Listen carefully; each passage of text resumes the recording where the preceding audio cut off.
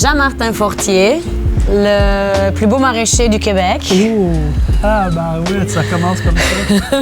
OK. Ben, Myrta Zira, très jolie vigneronne italienne, super allumée sur tout ce qui est, pas juste les vins, parce qu'elle a été maraîchère elle aussi, travaillé 2 ans avec moi à la ferme des Quatre-Temps. Elle a fait aussi un stage à ma ferme, les Jardins de la Collinette.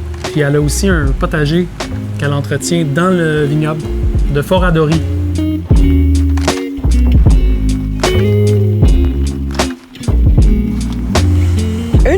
OK, mon légume préféré, ça reste toujours radicchio. Ça t'a suivi aujourd'hui, ça, toute la journée? J'espère qu'il y a du radicchio ce soir à manger. La meilleure chose, c'est que juste ça fait les meilleures salades au monde avec d'autres légumes, clairement. En hiver?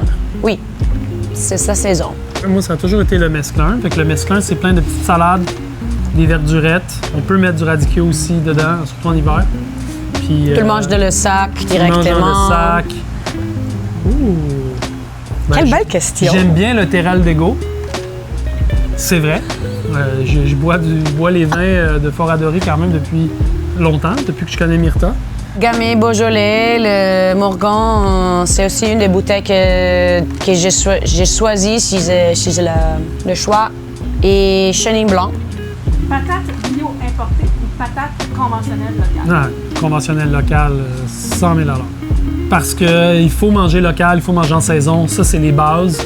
Puis après ça, ça veut pas dire que le légume, il est pas en bio, qu'il est nécessairement mal fait. Puis le bio qui vient d'ailleurs, souvent, il est vraiment dilué ou à la limite pas intéressant lui non plus. Ah ben moi, je suis jaloux des artisans du vin.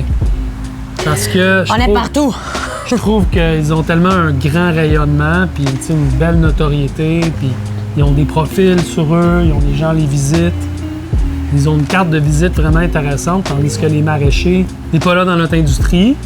Mais les sommeliers des légumes, ça va pas exister. Ça va être le connaisseur de ferme et climat de chaque légume. Tu vas raconter tout ce qu'il y a avant. C'est qu'est-ce qu'on fait aussi au vignoble. Donc, tu prends le focus sur comment cette vin est arrivé dans la bouteille, de savoir d'où ça vient et comment c'était produit, dans quel climat. Ouais. Tu sais, c'est comme une bonne carotte revenue avec du beurre puis du sel. En soi, c'est délicieux. Après ça, le goût de où la carotte vient, la saison dans laquelle elle a été récoltée, si tu es en hiver, ce serait vraiment juste d'avoir quelqu'un qui dit d'où ça vient puis pourquoi. C'est rarement expliqué.